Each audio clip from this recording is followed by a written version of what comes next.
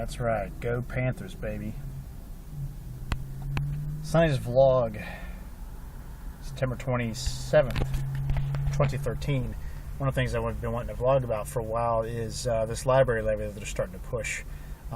Between a couple of different newspapers, the Springboro Star-Press, as well as the Dayton Daily News, they're keep reporting there seems to be some sort of support for this library levy.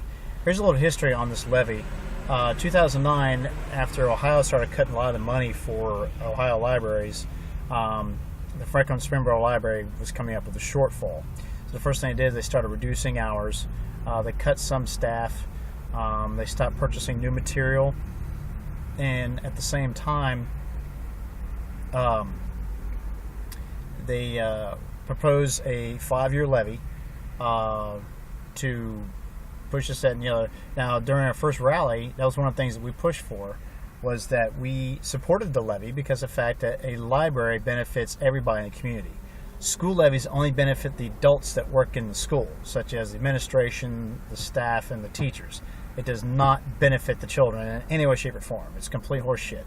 Anyone tells you school levies benefit the children, don't ask them a hole in the ground, or they believe the propaganda. Okay, so it doesn't work. Now, the new levy that they're proposing is a renewal levy, but get to this, it's a continuous levy. In other words, it will go on forever. It will be totally unabated, unaccountable for everything else. And let me show you some of the things that's gone on since they've passed this past levy the last 5 years. Some questions you need to ask yourself.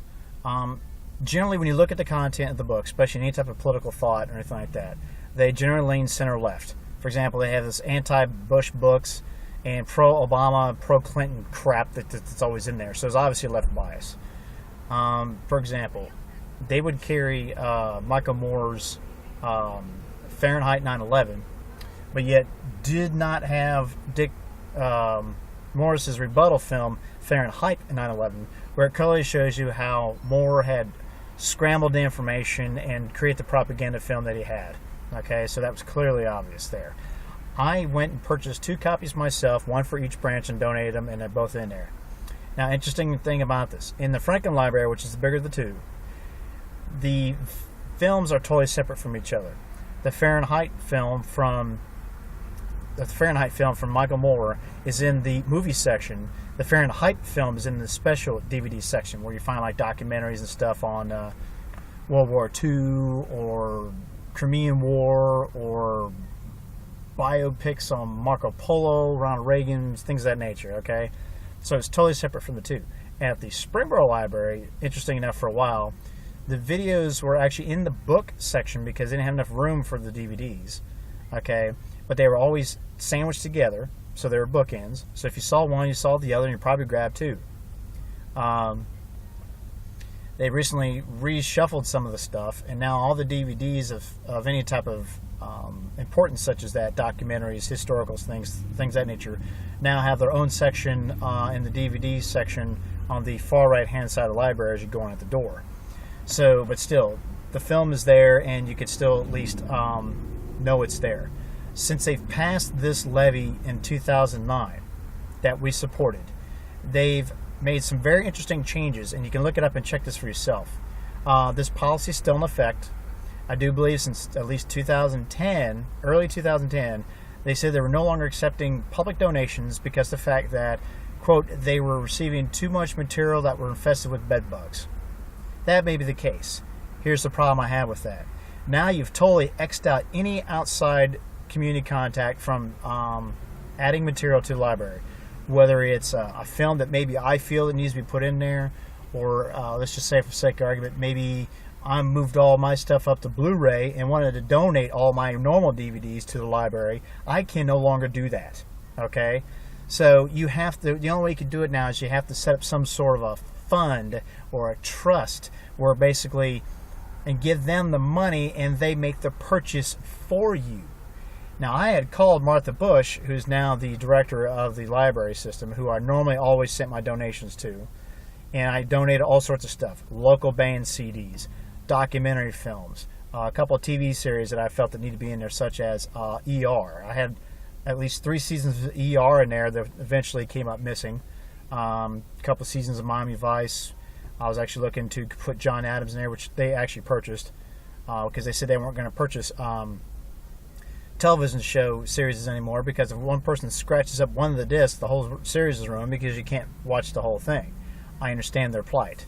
But there's different ways to secure extra copies of those discs, because people have other fucked up DVDs that say, hey, this set's good, but disc 4 is scratched. You'd be surprised. You know where to look, man. You can find the stuff and build up a little thing, and just, I even gave them an extra copy, or I bought an extra copy of Miami Vice Season 1, so that way if it came up missing or was a disc damage, I could donate the other copy and know that it's still in circulation, because I still think it's a great show from the 80s. A lot of great influence there. So here's the problem that you have. Now that you've got the board pushing for this this totally unfiltered levy who goes unabated, which will be out of sight, out of mind after it's passed, okay? You now have a publicly funded private library, because they're no longer accepting outside donations for anything unless you set up a fund, which means in essence you give them money, and so basically it looks like they have more money coming in, so they essentially cook the books. Not only that, but then the next question you need to ask yourself is, okay, who are you getting your material from for the new material that you are purchasing?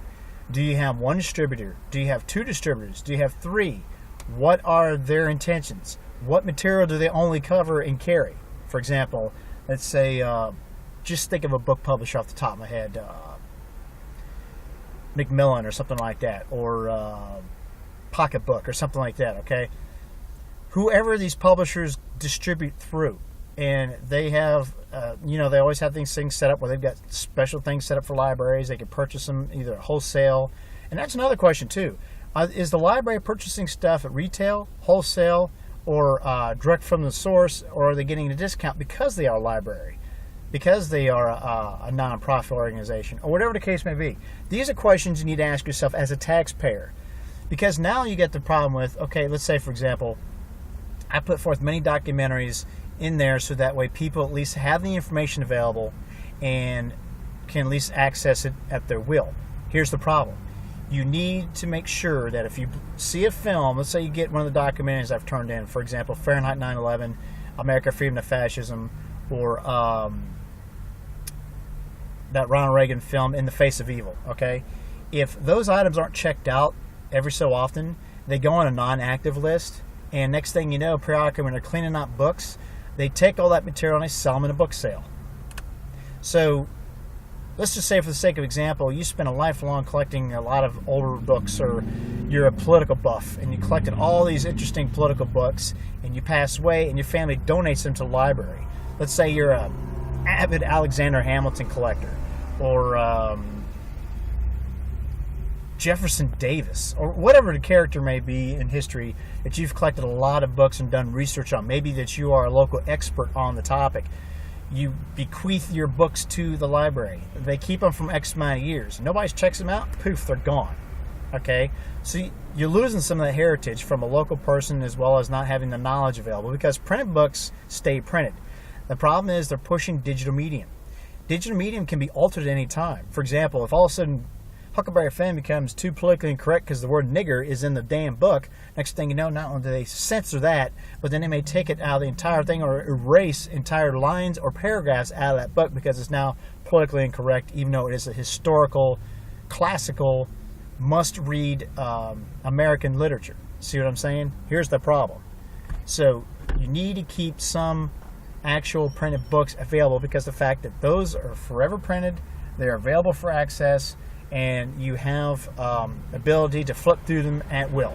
Okay? So those are some issues to bear in mind. So now the question we have is, the board of the Franklin Springboro Library has said in a recent issue in an article of the Springboro Star Press is that, well, we have not discussed what happens if the levy fails. Okay? I'm going to actually produce a video. I'm going to get in there specifically and reiterate just the talking points I'm doing now, and I'm going to put it together. I'm going to make it go viral in the local area. Say, this is why I need to vote down the levy, so that way it goes into the negative, because they can bring it back up in May. Okay, so they won't lose that much money. They won't lose that much staff, none of that shit. They'll take a hit, but that'll be it. But they need to reevaluate. I don't think it should be for 5 years. I don't think it should be even for 3 years. I think every 2 years it should go back on the ballot and decide whether the community wants to vote for this again. The library needs to be held accountable just like any other form of government. Just like any other form of government. It is a public entity. It needs to be totally wide open to the public. And here's another problem I have with the Franklin Springboro library system. Some library systems in the state of Ohio do not allow any type of church groups, political groups, business groups, or anything to use the community rooms for any type of activity whatsoever. And if you mislead what you're going to use it for, so you can at least have the room available, then they can throw you out and maybe possibly ban you from the library, charge you a fine, or God knows what else. It may cause problems to the city council and have them do investigations on your ass. You know, because I say specifically that, like, if it's a business function, you can't have promotional stuff going on it because it promotes their business. You know what? I look at it this way. I pay taxes for that fucking building over and over again. You're asking for a levy for me to use that, to keep that facility open and have full access to what I need. The problem that I have is you can't use the goddamn community center for community needs. For example, in my case, if the Springboro Tea Party just wanted to have a video showing, let's say I wanted to show a video or talk about an issue or things of that nature, that should be wide open for me. This town is not that freaking big. There aren't that very many public accessible buildings here, such as they went after the high school for wanting to have the Institution of Constitution classes because of the fact they saw it as public property and it's a secular class because it's holding the original documents in the original form as they originally were intended. Now here's a scenario for you. If you do not listen to rock and roll in its original recorded format, such as in the 50s and the 60s, it was all multi-tracked, and it wasn't multi-tracked, but it was all in takes. They didn't start doing multi-tracking until the mid-60s. Okay, for example, Jimi Hendrix took that all to a whole new level of multi-tracking because he dubbed it onto multi-track, take that tracking, and then dump that onto another track, and then he'd have 3 more tracks that he can mess with, and that's how he came up with the wild sounds that he did. Not to mention he had excellent engineer in Eddie Kramer. Okay. Artists like Elvis Presley, they did takes. They didn't do multi-track recording like they do today, where you can lay down the drums, lay down the guitar, lay down this, that, and the other, and add the vocals later. No. You did takes. For example, Elvis did, 50 some odd takes for Jailhouse Rock. And if I remember according to liner notes of his 30 number one hits, he said specifically he went with take number 2 because of the fact that his guitarist, I believe Scotty Moore, they went with that take even though Elvis wasn't super happy with the vocal on it, and he wasn't really super happy, I think, with the timbre of the drums, but he went with it because of the fact that the guitar solo in that song was so spontaneous, so captured in the moment, that none of the other takes even came close to it. And to top that off, Scotty Moore was never able to reduplicate that guitar solo live nor in concert ever again. So they knew the magic of that take, they went with it, and it became the hit that you know today. The guitar solo in Jailhouse Rock is what it is because it was complete heat of the moment. Smithereens did the same thing. When they did Blood and Roses, they said actually they were drunk out of their freaking mind when they recorded that shit because they were hammering this track out. They kept that particular take because of the fact that the guitar solo on that particular version of Blood and Roses was so fucking good they didn't want to let it go. So there's a prime example that when you know the magic of the moment, just like in Celluloid, when you watch some of the films, what is it? Who is it? Was it Lana Turner? What was that movie where that famous scene where she flips her hair around and shit like that? It was totally spontaneous and captured on film. That's just a moment in time that you got, and everybody admits that as one of the highlights of that film, and as one of the things that helped made her the sex symbol she was her flipping her hair in that thing. Like I said, I believe sure it's Lana Turner, but I'm not. I don't think it was Deidre, not the other lady. I'm pretty sure it was Lana Turner. I don't remember the name of the film off the top of my head, but it's one of those films you need to see. Speaking of films you need to see, I recommend everybody to get the 1990 film version of the book Lord of the Flies. That should be required viewing for any high school or junior high or high school student, especially junior high, because you understand the innateness of the savagery that's in the human psyche. You can clearly see it, and I was counting up, they were basically stranded on this island for maybe 2 weeks. In less than a few days time period, the groups are already starting to tribalize and starting to essentially cannibalize themselves by attacking each other, and the basic human psyche of sadistry and savagery were coming into play. Very, very excellent cast and well acted film by a bunch of unknown young kid actors. Definitely a must. Please get Lord of the Flies. You actually hear a lot of I heard a lot of bands actually have referenced that. Most notably, Wasp in the on the Headless Children album had referred to that book, and this is at least a year before the film came out. So enough said.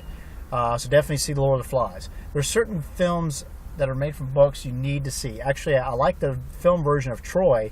You should read the original Homer books of the Iliad and the Odyssey first. Then you can appreciate the film, or better yet, you can watch the film, get the overall rough draft of it, and then go back and read the classical books. I encourage everyone to please get The Well-Trained Mind by Susan Wise Bauer, for the simple fact that she teaches the classic trivium, and it shows you age specific that you need to teach the stuff. And even if you're an adult, get the book. It has an excellent breakdown list of books you should read from their beginnings, such as the Epic of Gilgamesh, the Book of Genesis, The Art of War. I mean, it doesn't just focus on the societies that touched the West early on. It focuses on all societies in the world, such as the Mayans, the Aztecs, the Incas, the Chinese, and all the different dynasties. Later on, how Japan came to be. Thailand was actually a very powerful empire of its time, and people forget about it. Just because you went to Vietnam, there was an ancient society there, like the Battle of Wei. I mean, why they made sure that the Allies did not destroy the citadel there, because the fact that it had huge cultural significance to the people of Vietnam, and if it was to be destroyed, the North and the South would actually come together on that, and they would attack the Americans. So you have to understand certain things, certain cultural attributes of that nature. So those are things to look at. Anyway, so that's pretty much my thing. So I'm going to make a very good talking film. As a matter of fact, I'm going to have a couple people in the community get with me to discuss some options, and probably bring up the same talking points I have about the library. I definitely think that we should get together and make this thing happen, because votes coming up in November. We need to vote this levy down so they're forced to reevaluate, and then you can put it back in the ballot as early as May and get it done. So that's pretty much how I look at it. So there's definitely some points there. So websites, springboro.com, .org, infowars.com, thehmd.com, sonnythomas.com, Council of Conservative Citizens of Ohio at cofccohio.org. Also check out resistnwo.com, whiteresistor.org or .com, and also check out 14words.net. Favorite bands, homelandmusic.com and fintanband.com. Cilantro Mouth. Go Panthers.